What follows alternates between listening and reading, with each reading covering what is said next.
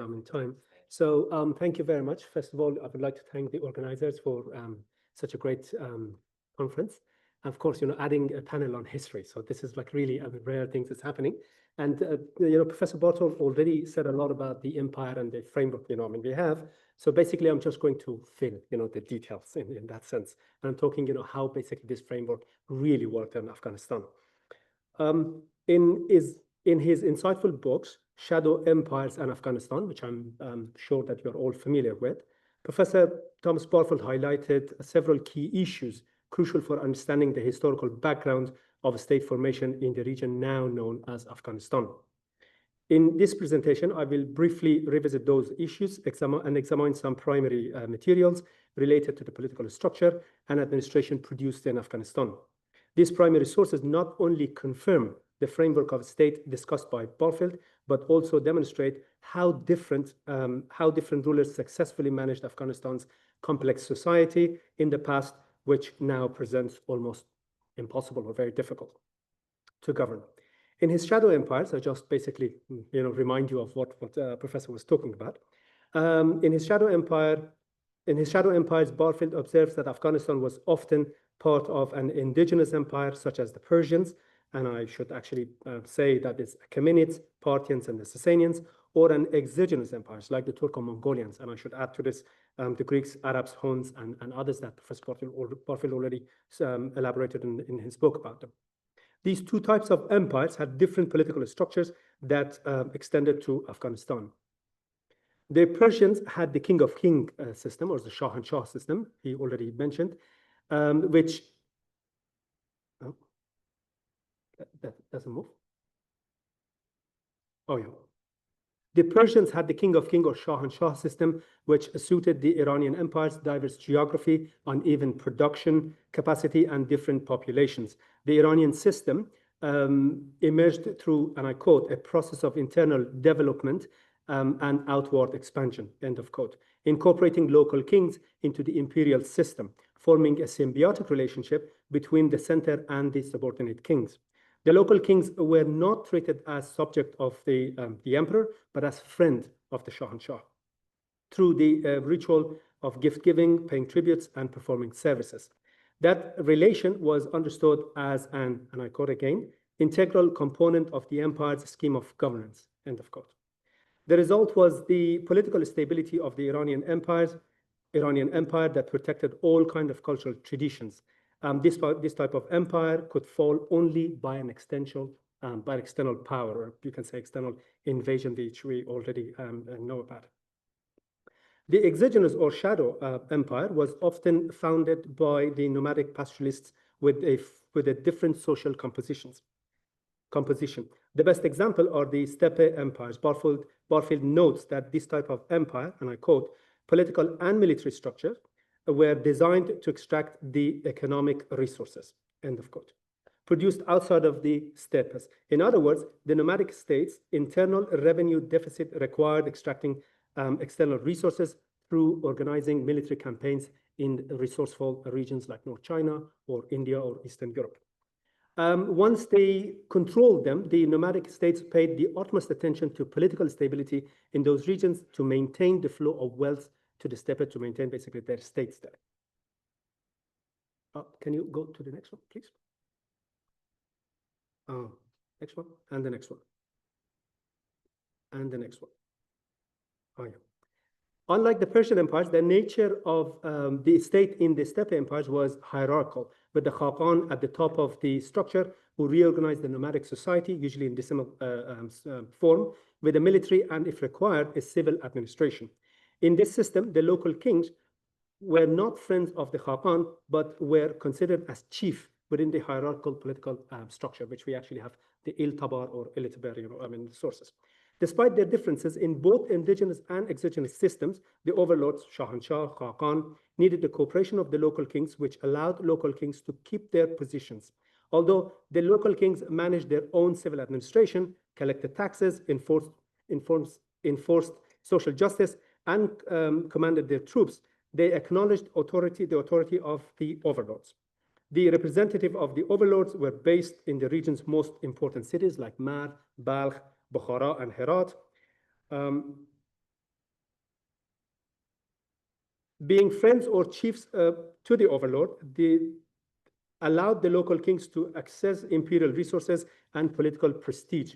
Barfield describes that this political structure as the Swiss cheese model, also talked about the Lego blocks, where the imperial administration only controlled the most resourceful parts, mostly the OSS cities, and left other areas to the local rulers. This model allowed the continuation of local governance without being dictated by the central administration. The existing primary materials confirm that Afghanistan was indeed part of both indigenous and exogenous systems, either separately or simultaneously. These materials indicate that local political autonomy and overlordship was the main form of political structure that persisted in Afghanistan for over 2 millennia, from the Achaemenids to the Durrani period, and only changed during the Barakzai period. This political structure created a space for a symbiotic relationship between local governance and central administration over time. It also fostered harmonious relationship among different groups of people from various cultural and religious backgrounds. Here, I briefly discuss some of these sources and leave the rest of them to discussion. A direct report of local political autonomy and overlordship is documented by the Chinese Buddhist pilgrim Xuanzang, who crossed Afghanistan in 630 CE en route to India. He mentions that this region, the region north of the Hindu Kuh, known as Hindu Kush today, is called Tuhulo and Tukharistan, had 27 autonomous states whose rulers independently governed their areas.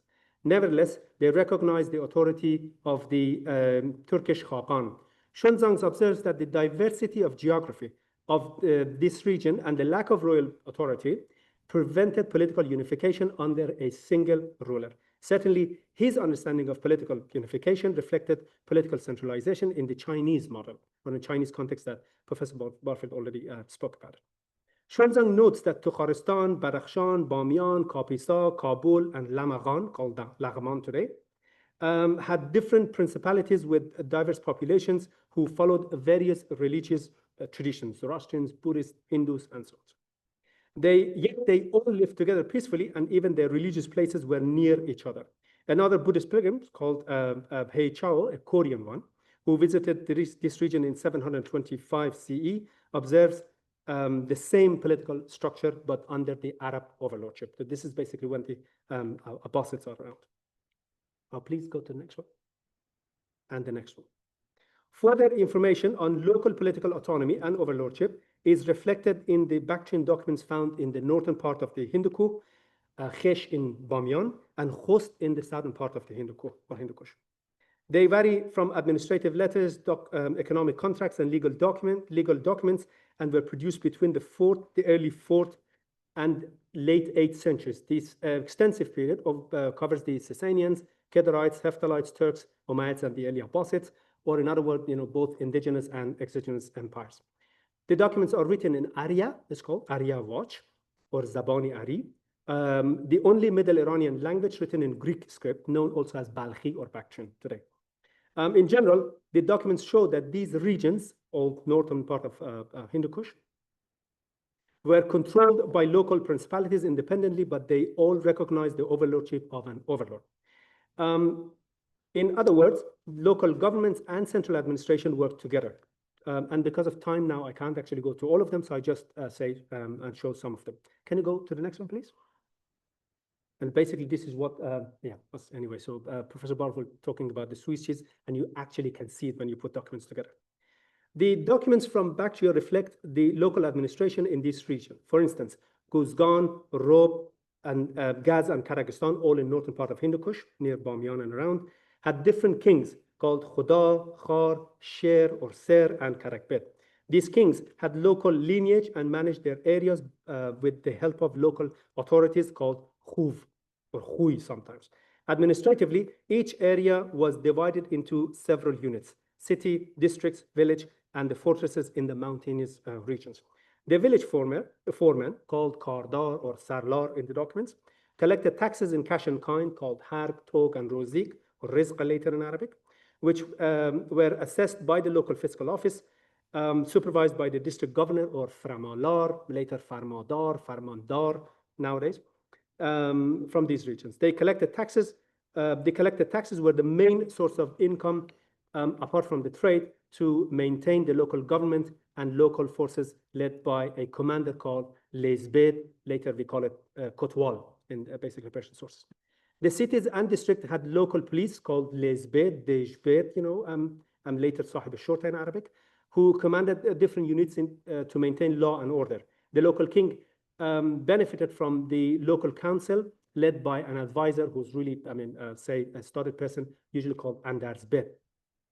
If two major political power competed over control of this region, the local rulers often switched their allegiance to the victorious party and paid tributes. In the case of disputes between these local rulers, they visited the overlords and accepted his judgment. And then you can clearly see these two documents basically from Bactria, and they show how they basically shift the allegiance from one to another overlord. And I put them basically in Bactrian, in Persian, also the English translation from Nicholas Sims Williams, you can clearly see from Kazakhstan. Next one, please. Bactrian documents demonstrate that all decisions, legal, economic, familiar, were made at the local level in the presence of local people as witnesses. And this is a very important issue. Higher authorities were informed through written letters circulated by the political, by the postal system called basically Fritik that time. While issues were processed locally, people had access to the local king in case they were oppressed by the local authorities, and they expected justice. As I have shown in another place, local people perceived justice as the government's sole responsibility to protect their lives, property, and social dignity. And this is also very important. Although people adhere to local, say, to different religious traditions, Buddhists, Hindus, Zoroastrians, and so, and the priest had royal patronage, and then also very important in the society, this political system did not permit any religious authority to serve as a judge or enforce social justice. And this is really unique. You can, see that is happening in that region. How many minutes do I have? Unfortunately. Over? Okay. So, right, okay. So then I think I'll leave the rest all, to discussion, and then, allow the other members to talk. So what basically we have this local autonomy and, overlordship, as I showed, in the, say, the documents, you can clearly see that this continues even when the Arabs come, they take over this region, the whole basically, northern part, and then, later central and south of Afghanistan. So this continues under the Caliphate, or they say the Caliphal system. So can you go to the next one, please? Oh, so these are a little bit. Yeah, so basically this is just the system I brought out from the documents. You can clearly see that, the region had a precise, very sophisticated, local system that they worked very well together. So this is basically people say it's not governable, it's very governable. Afghanistan is very governable, but depends how you approach it. Go to the next one, please. And then by this, can see by basically the almost the Abbasid, period. So you can see whether the Samanids, the Ghaznavids, Khwarazmshahids, whoever were there as, say, overlord, the overarching, say, power, they were always local kings, and then usually called Shahanshah Khurasan or Shah Khurasan, Malik Mashriq or whatever. And then you can see the local kings. For example, this is the king of Guzgan, Ahmad ibn Muhammad Fariguni. So he minted this coin, but he's basically under the overlordship of the king of the Samanids, and the king of Saman is under the overlordship of the Khalifa. But then you see the different areas in Guzgan, like basically, 10 different regions, different areas, they all had their own local authorities who used to do their job, properly. And go to the next one, please. The last one. And then, even with the later when we have the Ghaznavids and others, pre-Mongols, and this goes basically to the Mongols and the Timurids. So the government has its own central administration with the Divan or the ministries, yet the local rulers have their own administration they have. So in a way, the local rulers basically work together. The central, say, local governance is there. The central administration is there. They're working together, but central administration does not do anything to disrupt the local, say, administration. And I guess, this is the key that I wanted to emphasize. Probably the last one, just to show it, and then that's, yeah, that's over. So I'll leave it, to the discussion. Thank you.